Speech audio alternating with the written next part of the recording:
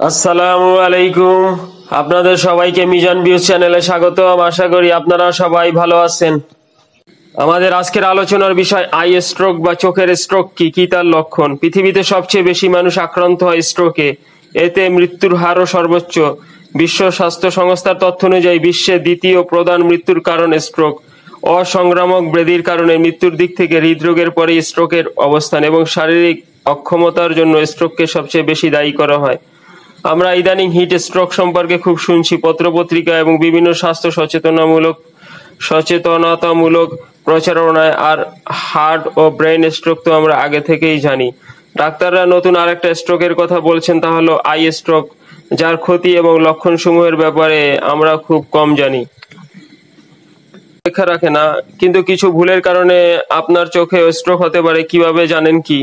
চোখের স্ট্রোকের প্রধান ভিলেন হলো আমাদের অতি পরিচিত কোলেস্টেরল। চোখের পিছন দিকে একটা সরু টিস্যু থাকে যাকে রেটিনা বলা হয়, যাতে রক্ত পৌঁছায় রেটিনা, ধমনী এবং শিরার মাধ্যমে। চোখের সবচেয়ে গুরুত্বপূর্ণ অংশ হলো এই রেটিনা, কিন্তু যখন এই রেটিনার শিরাগুলো ব্লক হয়ে যায়, রক্ত তখন রেটিনা পর্যন্ত পৌঁছতে পারে না। রেটিনার শিরাগুলো যখন ব্লক হয়ে যায় তখনই হয়ে থাকে আই স্ট্রোক। এই সকল রক্তনালীগুলোতে যদি প্রয়োজনীয় পুষ্টি ও অক্সিজেন সরবরাহ না হয়, সেগুলিতে ব্লকেজ দেখা যায়। আসলে চোখের রেটিনার সঙ্গে সরাসরি যোগ আছে মস্তিষ্কের, তাই রেটিনার মধ্যে হঠাৎ করে যদি রক্ত প্রবাহ বন্ধ হয়ে যায়, তখনই ঘটে যেতে পারে বড় বিপদ। ঝাপসা দেখা থেকে শুরু করে একেবারেই দৃষ্টিশক্তিও চলে যেতে পারে। তাই রোগটি সাধারণত যাদের বয়স 50 বছরের বেশি, মূলত তাদের মধ্যেই বেশি দেখা যায়। যাদের আই স্ট্রোক হওয়ার সম্ভাবনা বেশি তারা হলো যারা উচ্চ রক্তচাপে ভুগছেন, যাদের বয়স 50 অতিক্রম করেছে এবং যাদের ডায়াবেটিস আছে।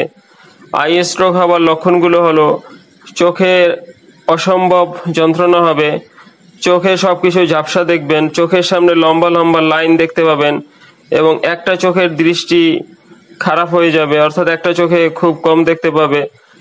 এরকম মনে হতে পারে যে আপনার দেখার সময় চোখের সামনে কিছু একটা ভাসছে। আজ এই পর্যন্ত। এই ভিডিওটির ব্যাপারে আপনার কোনো প্রশ্ন থাকলে কমেন্টস করে জানাবেন। ভিডিওটিতে একটা লাইক দিয়ে আমাদের সাথে থাকুন এবং এরকম ভিডিও আরো পেতে চাইলে অনুগ্রহ করে চ্যানেলটি সাবস্ক্রাইব করুন। আল্লাহ হাফেজ।